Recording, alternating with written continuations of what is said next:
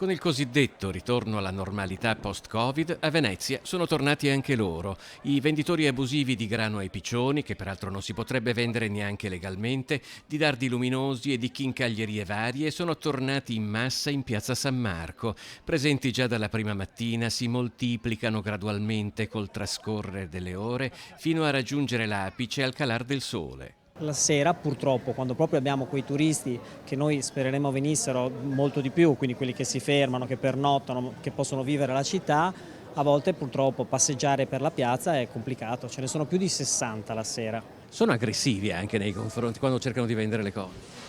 Purtroppo qualcuno lo è, si inizia una trattativa, quindi diventano aggressivi, quindi pretendono dei soldi per un servizio che hanno dato. Claudio Vernier, presidente dell'associazione Piazza San Marco, ha dovuto nuovamente lanciare l'allarme per quello che ormai è diventato un problema cronico in area marciana, limitato dalla presenza della polizia locale e dei cosiddetti guardians in determinate ore, ma ancora piuttosto lontano dal dirsi risolto. Sono più di 10 anni, abbiamo fatto anche un esposto nel 2017 come associazione Piazza San Marco per sottolineare questo problema, quindi i venditori abusivi, i venditori di grano, le rose, i dardi luminosi. E invece purtroppo è un problema che rimane, tant'è vero che il mio predecessore, già il presidente Nardi, aveva sottolineato questa problematica che continua a esserci anche durante il giorno e la mattina.